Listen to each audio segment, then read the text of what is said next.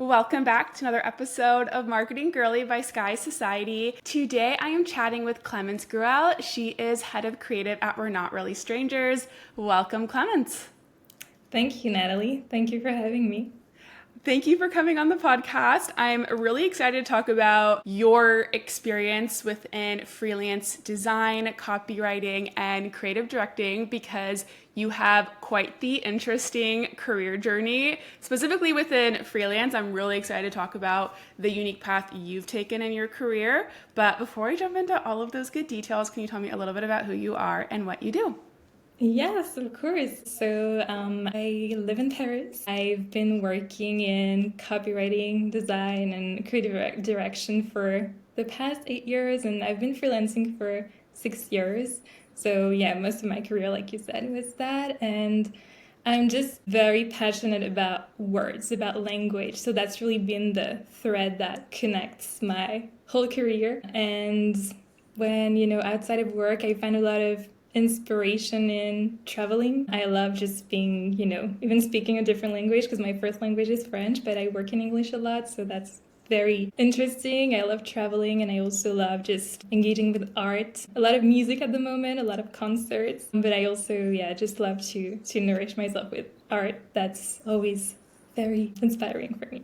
I love it. You live in a great place for that, I Yeah, feel it's true. It's great. like. Paris is great for that. There's always something happening, always something to do. It's a really good city for that, for Yeah. sure. I visited Paris right before the Olympics and it was already crazy. Is it nice now that as like everything returned back to normal post Olympics? Well, it feels more normal for sure. I mean, I wasn't Yeah. there during the Olympics, so I didn't see that. I was in LA, but yeah, it was. I saw the first, the few days before, and it was all, locked in. A lot of places were not, open to the public like it is now. Yeah. So now it feels a lot more normal and relaxed for sure. Yeah, awesome. And then how about traveling? Have you gone anywhere especially exciting recently? I go to for work. I go to LA every so often, so I'm starting to feel like this is my second home. Oh, Very different from Paris. A lot of driving there, which I never do here. a lot of driving in LA. Otherwise, I love traveling in Europe. It's just so easy. It's so short to go, to Italy, Spain. I went to Copenhagen recently, so yeah, Oh, super fun. easy. I know. I in the States, it's always so hard whenever like if you want to travel to any country like outside, it's such a long flight. I live in Austin, and anytime it's expensive, it's long. And I remember when I studied abroad in Madrid, and it was so much fun getting to just fly to all the different countries because the flights were so cheap and they were so short, and it was just so easy to get around. Versus it's a bit harder when you're coming from the United States. Definitely. But there's a lot of things to see in the United States. Yeah, I always forget that. Everyone forgets like how big it is and like we take advantage that there's so many different national parks in different states and it always sounds more exciting to go to a different country than it does to like go somewhere in your own country. Yeah, it's true. The culture Yeah. change is nice. Yes, yes, yes. Okay, so tell me a little bit about your role at We're Not Really Strangers. Like what does your role encompass?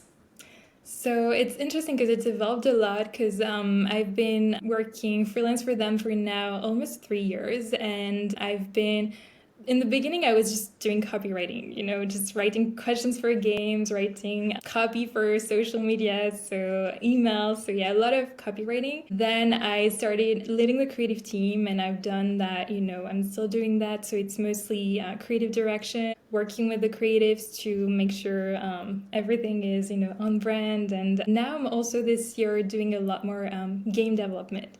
So coming up with new game concepts, new game ideas, developing the whole thing until it's launched. So it's a very Fun. fun and exciting part of the job and very new. So yeah, it's changed a lot, but it's a small team, so everyone knows each other, everyone works together. It's very easy to switch from projects and different areas like that. Yeah, how fun. Yeah, I love the game We're Not Really Strangers. I know like all of my friends have done at least like the relationship and the dating one. Like all of my girlfriends are obsessed with those. I feel like they're universally loved. I actually just saw an interview with like have you seen like Selena Gomez and Benny Blanco Yes. or and Selena's like that was when they had their first kiss was when they were using the We're Not Really Strangers card and it was like the selfie one came up, and that's so cute that your cards led to them having their first kiss. It's the best part of the job, knowing those stories. And honestly, we receive, emails, DMs from people who say, I got engaged thanks to your game, or Oh, also sometimes I broke up thanks to your game. Like just it helps people make progress in their relationships and just, get really clear on what they want, what they don't want. But it's so heartwarming to get invited to weddings almost every week. It's really fun. oh. And yeah, it gives a lot of meaning to, it's just a game, but it really connects people, and that's something that I feel very lucky to work on, that kind of Yeah. product. Yeah.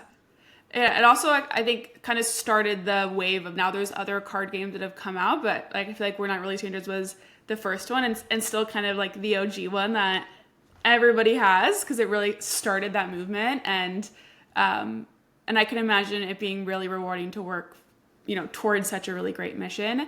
But can we rewind a little bit? Can you tell me how you got your start here at We're Not Really Strangers in the first place? Yeah, it's a really funny story because so like I live in Paris, so I wasn't connected to them in any way. I met with Corinne, the founder, on a website called Arena. So it's kind of Pinterest, but also like Tumblr. It's a bit in between, Oh, I haven't heard and of it. I used it to just collect things, do research for my projects, but also write questions in English. I just love writing, so I had a little collection of questions there, and Corinne found it one day, and she reached out asking if I wanted to write questions for their games, their content, and that's how it started. Really random, really, That's so crazy. Yes, it is completely crazy. And it's funny because I knew of them from social media, but I never thought, I'm going to work with them at some point. It just happened that way. So, yeah, I feel like, every career move is sometimes luck, planets align, like those big changes that you can't really strategize your way to make them happen. Like it just, yeah, things just align. And this is one of those moments. That is so special. Something I've talked a lot about on the podcast is I really love the term creating your own luck because I know sometimes my podcast guests will share these incredible stories of how they got their jobs, but you got that opportunity because you were creating and sharing about something that you were passionate about, right? If you would have just like kept that to yourself or not spent time on that, then there would have been no way for her to find you. But it's always so special to hear that you can be found in the most unexpected places. But I also love it because you're being rewarded for your creativity in a way and being like seen and valued for that, which is really special.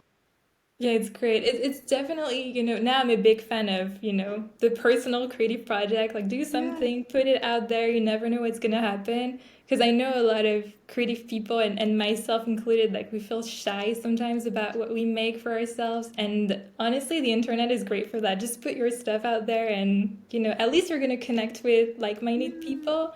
Maybe not get a job necessarily, but just like for the connections, it's great, and you spend good times making that stuff for yourself. So it's a win-win. But this was really unplanned and a beautiful surprise for sure. Definitely. And you kind of mentioned that you were passionate about language and human behavior, and your first kind of role here at We're Not Really Strangers was in writing these prompt cards. So can you talk to me like a little bit about that passion? That's a very specific type of thing to be passionate about. And so I'm curious kind of where that came from. Oh, I don't know. I really don't. Like I don't know why we're passionate about the things we're passionate about. I know it started early, because I remember a little game my mom made up for me and my twin sister when we were young is she would just write words on big sheets of paper and show them to us for us to guess what word it was. And I guess she was trying to teach us how to read. And I Oh, just loved that game. I was obsessed with it. I loved just guessing the words, and I wanted to know how to read so bad. So I don't know. I just always been super curious about language, and I think reading in the first place. I really wanted to know how to read, and it's always stayed with me. And I just, yeah, at some point I decided I have to work with words. I have to find a way because that's what makes me happy. So yeah, oh. it's funny how it works. Yes, and also like the perfect kind of brand to work for because they're all about their words. Yeah, copy is so key there. Like everything Yes. starts with it. It's really it's also something you notice sometimes about games is that you have a lot of companies that are really good with gameplay, but it's harder to find good copy or good, questions. So I think the effort they put into it and also on their social media, it's really special. And it's great as a copywriter. It's a great place to work. That's for sure. Yes, in Ask Christ Society, we have a marketing boot camp, and in our accelerator, I have been using the "We're Not Really Strangers" emails as examples for good copywriting for so long because your copy is so unique, and especially compared to like everything that we're used to in this world, I feel like "We're Not Really Strangers" like is really good at making things simple and impactful. Right, you're not going to find like crazy elaborate long copy and all this stuff. It's being very minimal, but really like intentional with the words that you guys use. And even with your Instagram, like it's not really common for brands to have a huge following on social, but so many people really connect with that message that it really is unique to see. And I imagine a great place for someone who's passionate about copywriting. But you started in copywriting and you moved over to creative direction. So can you tell me kind of how did that switch even happen? Because I imagine that's not the path for most copywriters. No, it's true. Like when you think about creative direction, usually you think also about like images, how the brand looks.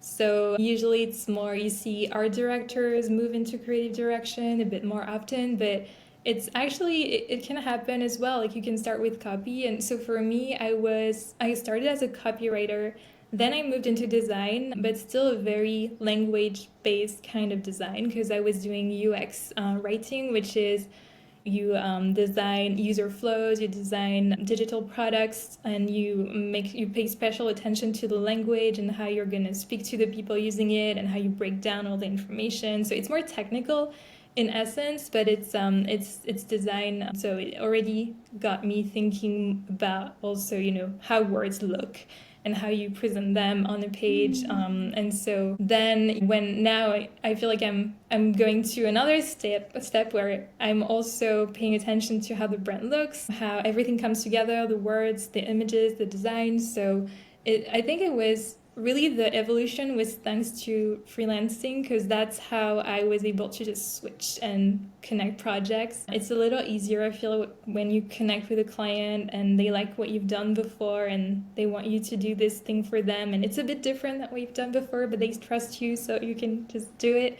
So yeah, that's really how it worked for me, just freelancing my way into different kinds of roles. I love that. Is the team mostly freelancers or are you kind of one of the only ones? No, it's like there are definitely some freelancers because sometimes you need very specific skills for a project. You need a certain photographer, you need a certain copywriter, you need, certain designers. I feel like in creative teams, it's quite common to have freelancers. But for me, it's really interesting because it's just we started with this copywriting project and then we found out there was a lot more we could do together. So it became a different project and it just keeps it's like renewed or it just keeps going. So it's a bit of a different situation. It's lasting for a while because just we enjoy working together and there's always more to do. But I feel like, yeah, most of the team is, employees and it's mostly on the creative team where we sometimes need freelancers to help us with certain projects. Yes, and we're definitely going to go kind of back to your freelance career because it's very interesting. But so now in this way you've pivoted more into more of a creative role. Can you walk us through like your processes for unlocking your own creativity or working on creative projects? Because I always admire people that are able to come up with ideas that maybe that are a bit more difficult for some of us in our other everyday jobs or roles to really think about. And I know it's something really special and sometimes difficult to be able to access that creativity. So I'd love to hear your process for working on creative projects. Yeah, well, it's interesting because I see it maybe a bit differently. I think it's everyone's doing that in every role. I think we all have to be creative. So we all have to figure out ways to do things. No one knows completely how to make something happen, whether you're working on, a very operational side of a business or a very creative side. So I feel it's actually something I don't really like is that we kind of own that term when we work in like copywriting or art direction or photography, but everyone's basically a creative. So it's interesting. But I would say for me, when it comes to the creative projects I work on, so it really depends on the client, it really depends on the project. But what I always try to start with is just immerse myself in their universe, in their brand, and how they like to present themselves. Try to understand like who they are so that I know which place I'm going to be speaking from or writing from or creating from. And also be really clear about who they're talking to, who they want to engage with. And I approach writing and really design as well, but as more of a connection I'm trying to establish between the brand and the customer.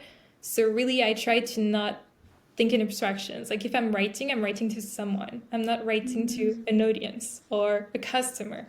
I'm actually trying to think who is that person who will read this, who might want this. That really changes the way I will sound in the end. So it's I think the main thing for me, just getting into character almost, but also yeah, just like thinking about I'm trying to connect here. I'm not, Yeah. trying to sell or trying to convince or even just like trying to sound like this brand. No, I'm trying to connect. So how do I do that in this situation?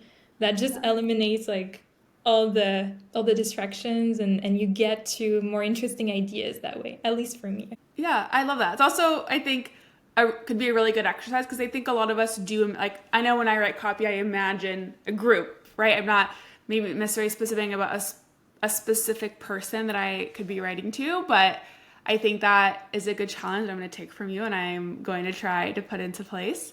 I'm also curious when it comes to, I know you mentioned like you got to work on the card development. Something I've always thought about is like yes, the question that you guys have on the cards are so great, but I imagine that there were maybe hundreds more that were considered that didn't make it into the deck. So I'm curious, like, what is the perspective there on like what makes it into the deck or like what doesn't, or at least for you, like, because I'm sure you guys have so many ideas of what could go in it, but like obviously we're only getting a certain amount of questions in the deck.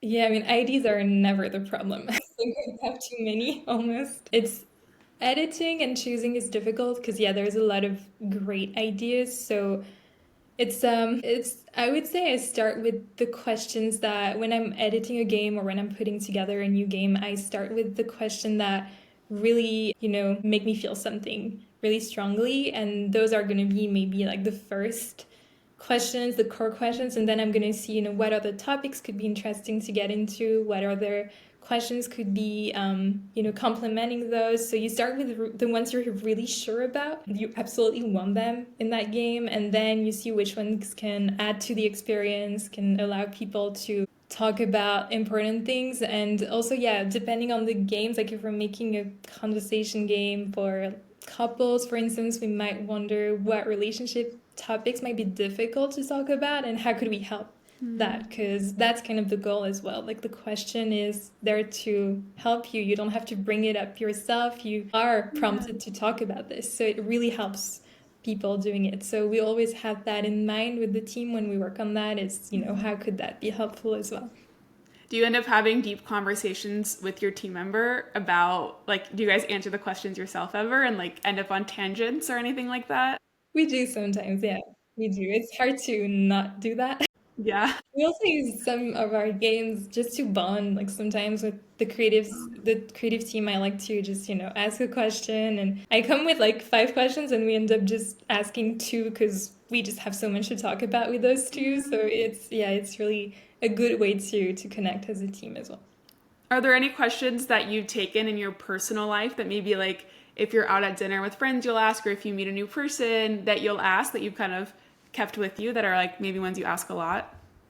It's interesting because not really, actually. I feel like I have questions I love and use a lot, but when I'm with friends or when I'm connecting, it's just, it's almost instinctive. It's a conversation, it's a flow. So I don't come with questions in mind. I feel like they come up on the spot, maybe because I write a lot of them. So Yeah. I just have them stored in my head and I don't even think about it. But yeah, I don't have like a few that I use all the time.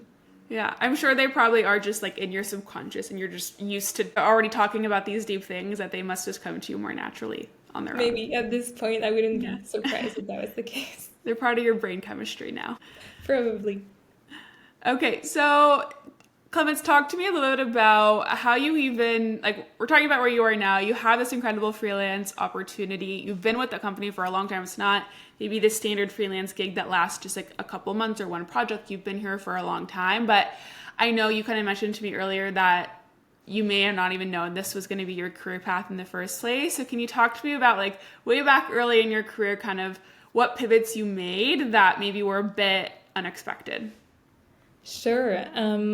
I'd say the first pivot was even before I started my career, because so I studied um, public affairs, like something very like a lot of law, economics, like those kind of that kind of stuff.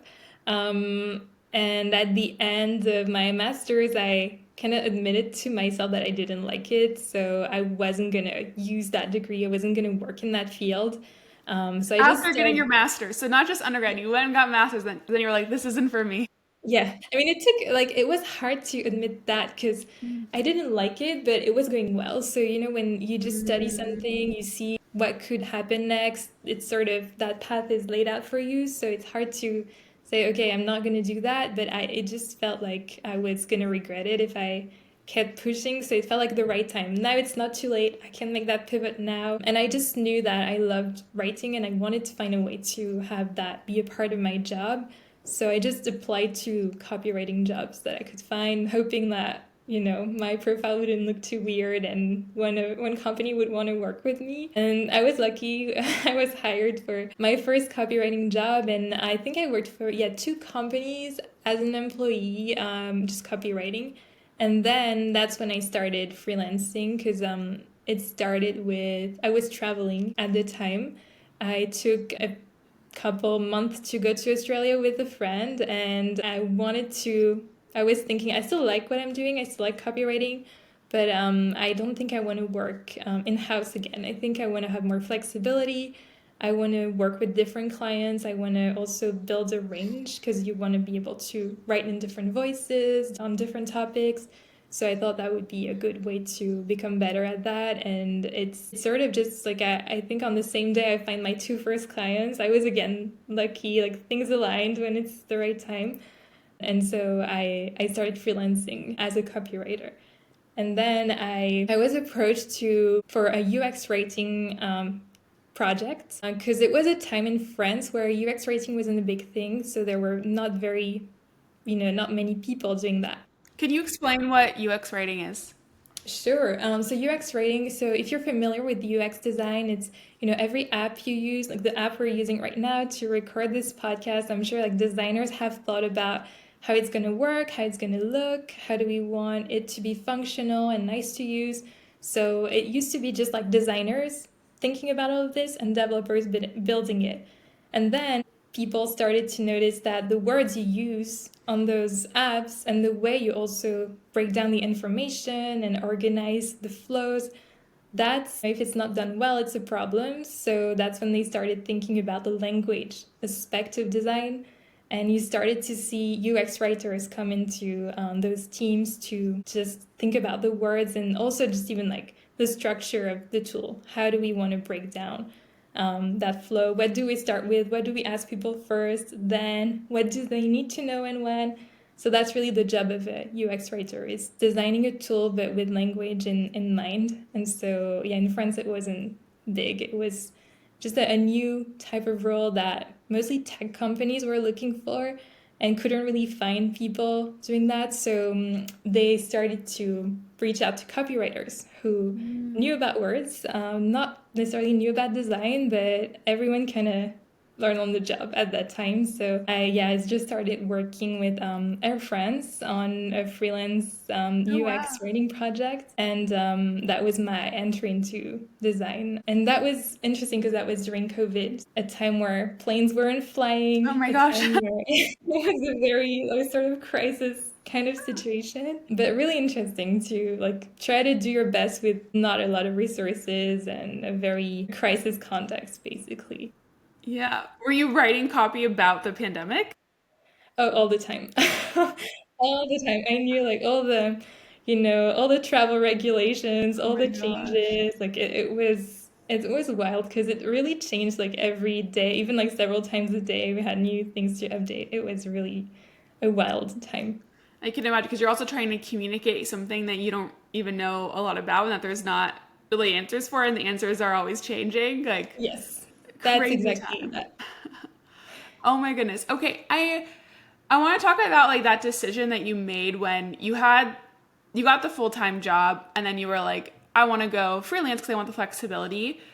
I think that is also a little bit scary to like leave the stability of a full-time salary, benefit structure that a full-time role comes with to like going freelance. How did you get the confidence to make that leap? And that's a really good question because I feel like we hear a lot of advice that says just take a leap of faith and hope for the best, and I'm really not a fan of that. I think I mean it's well intended, but that's not really helpful for a lot of people who also need to support themselves and make sure they are safe, and that was my case. So I prepared it for a while. Like I saved up during those jobs. I had that idea in mind. Mostly I would say also one motivation that was on top of wanting to do more, diverse work in copywriting was that my first job was the work environment was a little difficult and I didn't get, a great experience. The management was a bit difficult, so it really encouraged me to explore other ways to work than being an employee. And so I just started saving up with that idea in mind, knowing that I would want to do that at some point. And I would say I worked for 2 years as an employee. So yeah, it took a while. I just put a bit of money aside, having this idea in mind. And then I just got clear about what I wanted to do. I researched the market, what kind of jobs I could get as a freelancer in copywriting, what kind of companies I could work for, how people found clients. I talked to other freelance copywriters. So I really took my time to understand how that worked. Also just do all the admin stuff, like get, a contractor, all of my contractor stuff set up. So yeah, it takes a while, and I think it's true. Like it's normal to prepare for that because when you start, you don't want to be in a position where you have to take whatever job comes so you can, support yourself. I didn't want to be in that situation. I wanted to have options. I wanted to choose clients as well, choose the kind of projects I was going to work on. So I really took my time to get ready for that. And that's really what I encourage people to do. Like there is no rush. Make sure you're in the right conditions because otherwise you're not going to get the benefits of being a freelancer. You Yeah. are going to feel precarious. You are going to feel like you have to scramble to find clients. You're always going to be in that sort of stress mode. And it doesn't have to be that way. You can really prepare and make sure that you are safe and you can start more confidently that way. I love that advice. And I think preparation can lead to confidence in so many areas of our lives. And of course, you'll hear the stories of people that like quit one day and like, I'm just going to make it work. And sometimes that works for some people. Like the pressure of not having a backup can like lead you. But like, I think you're so valid that it does not work for everybody. And especially when you have like as adults, like, you got to pay your rent. Like we have responsibilities that you can't just escape if things don't turn out the way that you hope they will, right? Because with freelance definitely does come some uncertainty, or you don't know how much time you'll have between jobs. Like you said, like you want to be able to choose what clients you take on. So doing all those things before you quit and like knowing your runway and how much you have saved and like setting everything up so you feel prepared, I can imagine also allows you to enjoy the experience a lot more. And you're so right. Like, why did you want to do this in the first place? It was to have freedom and flexibility. But if you're just stressed all the time about money and getting clients, you're not going to have that. Right. Yeah, that's really not the goal. So I prefer advising people to just prepare, take your time, and that's going to be more enjoyable for sure. Yeah. Okay, and then also with your freelance career, it's a bit unique in that you've spent multiple years at various companies. Like even just talking about your role right now, like you've been there for 3 years, which we were kind of talking about, like is not always normal of freelancers, right? Freelancers typically have lots of different jobs within a year and are not with the same client for that long. How, like, can you talk to me about this process? Because I think for most of us, when we think freelance, we think like really, really short-term gigs.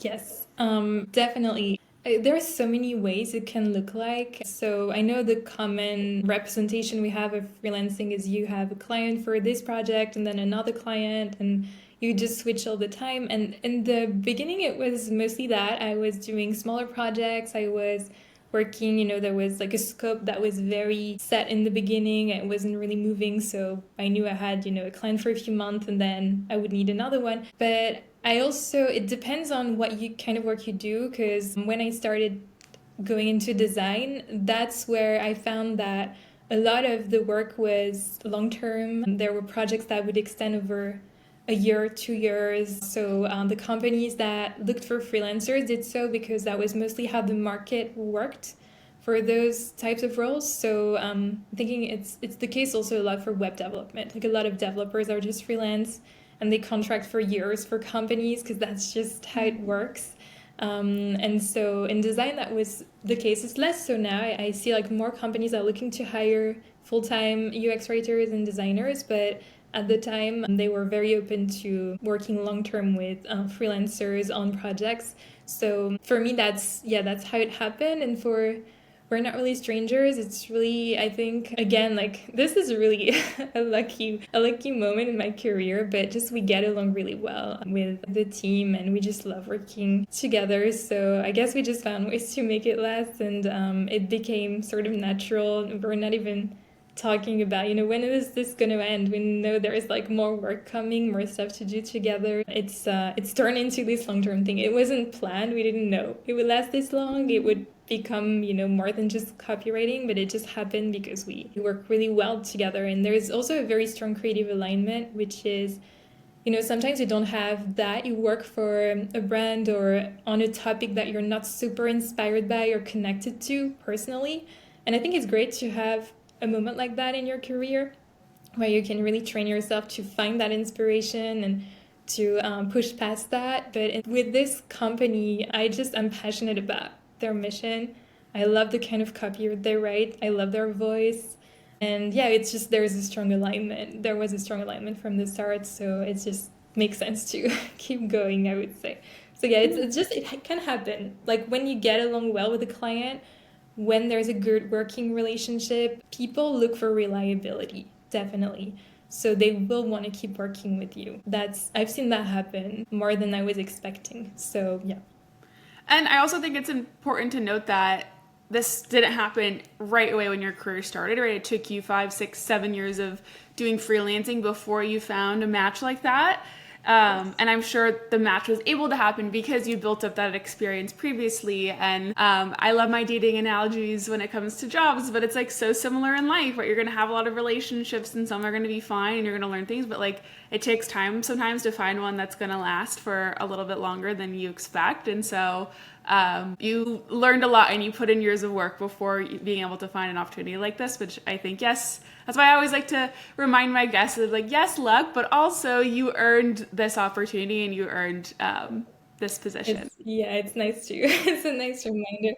It's a mix. You have to Yeah. work and you have to be like it's really both. If Yeah. you just wait for things to happen, nothing's gonna happen. But also you can't, beat yourself up if things don't turn out the way you want because there are things that are really outside of your control. And in that case, that was completely outside of my control. But you're right, like the relationship analogy is so perfect because you don't get into I didn't get into this thinking it would last, but it just works so well that why stop. So yeah. Yeah. One thing right now that is a really big topic, it's something that I push a lot for Sky Society girls, is building a portfolio. Do you have any advice when I'm building portfolios? Because I imagine that being a big part of freelancing is being able to showcase your work really well. So yeah, any advice can you share on like do's and don'ts when it comes to building your portfolio? Oh yes, it's really important to, I would say, be able to build a portfolio and always rebuild it because you can't rely on a standard portfolio that's going to open all the doors for you. It really, for me, I was able to connect with clients and get different kinds of roles based on how I was able to present that, I could help them specifically and that the work that I did before was going to be relevant to what they need now. So you have to learn how to showcase your work in, in a way that's tailored to the needs of the client you want to work with. So my advice would be always like understand their needs really well, understand their brand really well, and be very selective with what you show them because they don't have time to go through, the most recent 10 projects you did. Even now, when I look for freelancers working on projects I manage, I need to see very quickly how we align. How can you help me do this? And it's very important to show less, but very specific and tailored to what your client needs. I love So that advice. that can How look. can I ask you, do you rebuild your portfolio for every role you apply to? Yes. Oh I've my always gosh. done that. I never relied on the same standard portfolio.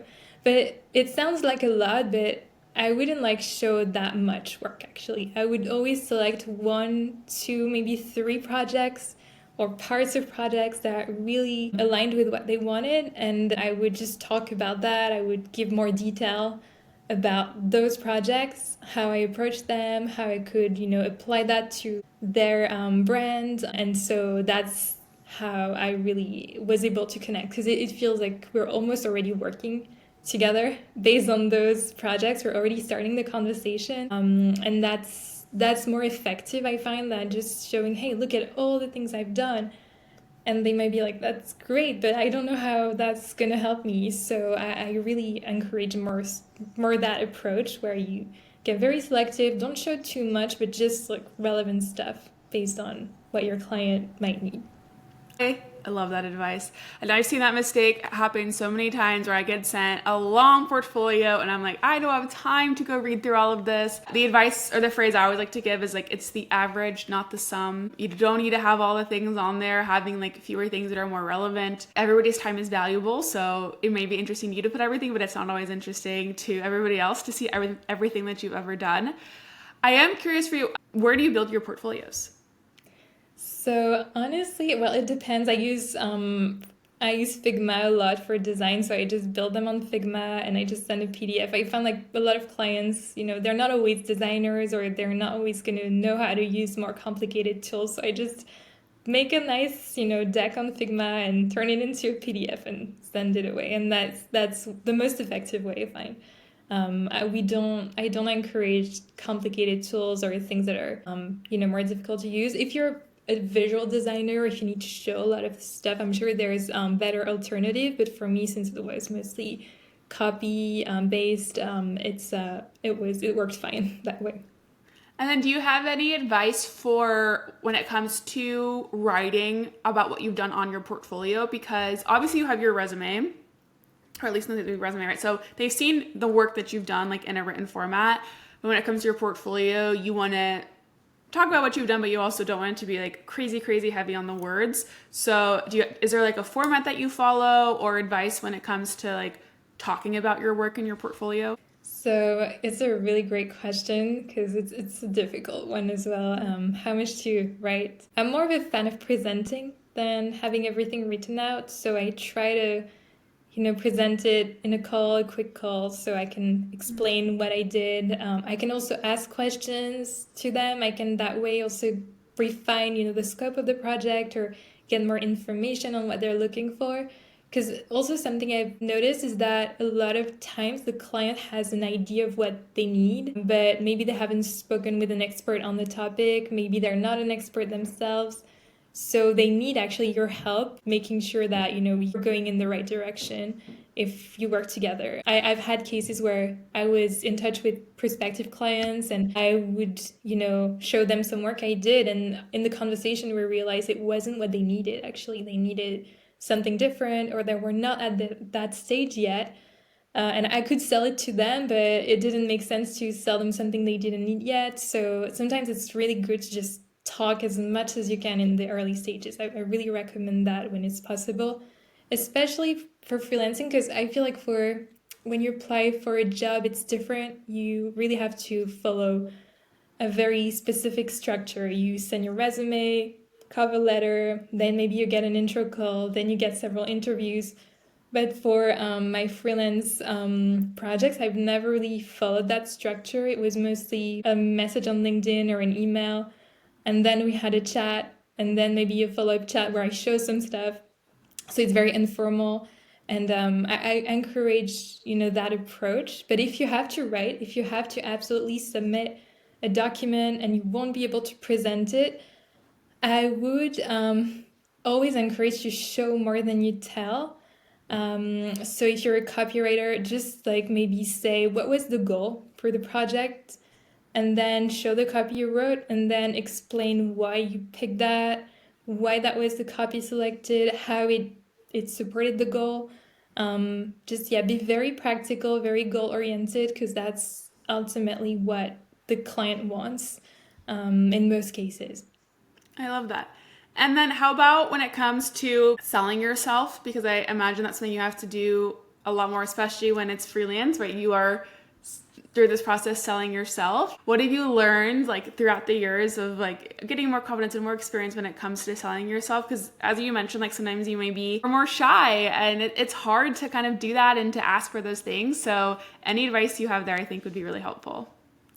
Yes, it's definitely something also you think when you go into freelancing. I thought in the beginning, oh my God, I'm going to have to promote myself on social media. I'm going to have to do all these things. I was lucky that I never had to do that. It always was more of a word of mouth situation where I connected with people and got my next client that way. But I would say for me, I speak less about myself. I try to get them to tell me about them and what they need as much as possible. Because ultimately, it's that we're not talking about like, hey, choose me. It's like, what do you need and can I help you?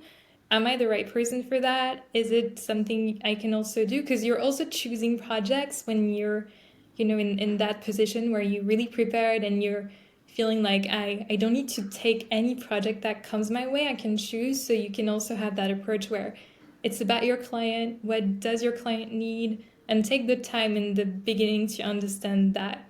And then just like in the early days, it's really, I would say, gaining their trust. So be very reliable even in those early stages of connecting with them. Like send the email on time, send your portfolio on time. Make sure it's like clean and well done and easy to every little thing you do says something about how it's going to be to work with you. So seize, all the opportunities you have to show them what it's going to feel like. Because people ultimately, and even me now when I look for freelancers, like I pay attention to that because it says a lot about how it's going to be to work with someone. Like I don't want to have to chase someone 3 times before hearing back. I don't want to, have someone who says they understand the brief, but then they never ask questions, and what I get in the end is not what I needed. Just like get a sense of who the person is, how they work, like that's so important. So I would encourage like showing that as opposed to say, hey, I'm the best for this project. Like everyone can say that, so it's not really gonna differentiate you from the rest. Yeah. Well, you may not realize it, but those are incredible sales strategies. I mean, the one that you mentioned about like really focusing on getting the clients talk about them is huge. That's like one of my favorite books is How to Win Friends and Influence People. And that's like 101 of like everyone, one loves to talk about themselves. There's so much data that shows like in an interview, the more the interviewer talks about themselves, the more they like you as the candidate. Like there's so much data that supports that. And also it shows that you really want to understand what they're doing and you're curious.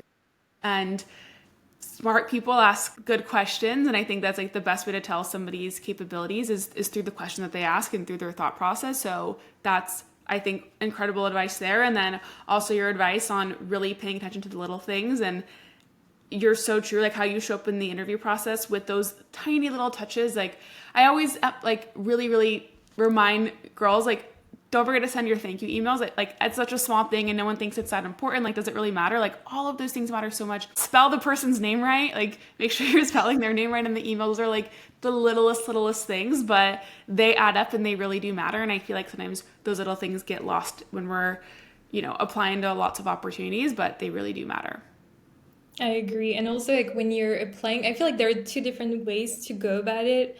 There are people who will just reach out to everyone and hope that someone's going to reply, and people who are just going to reach out to like 2, 3 companies, but it's going to be so researched and well done that they won't need to apply to more companies, but because they put a lot more work beforehand and they have more chances to connect that way. And that's what I found for me, like when I was more using in the early days of my career, trying a generic approach, like please someone answer. That never really worked, or that wasn't super effective. Once I figured out like I have to be more specific, that really opened the doors a lot faster. So yeah, I agree. All these little details are key. Yes. Well, Clemens, everything you shared so far has been so impactful and so inspiring. And honestly, this is a very like note-taking episode, which I love. And just hearing your journey is so special that I hope it's opening up people's eyes that there are so many opportunities out there that you may not know exist, or options for your career path that you may not have considered. And so I think hearing your journey has been so inspiring. Do you have any last advice you'd like to share with marketing girlies? That's a very broad question. I would say no, because really it's hard to give advice in the abstraction. Like there's so much advice floating around. We spend our days just reading advice on Instagram, TikTok. Like all content now is advice, I feel. So maybe one piece of advice is like don't rely on advice you read online too much. This is the Just like best answer to this doing question what I've ever gotten. I think honestly, yeah, just like try things out and you'll figure out your own advice that way. You're gonna learn. It's the best way to learn is just trying, failing, trying again. That's gonna give you the advice you need in the end.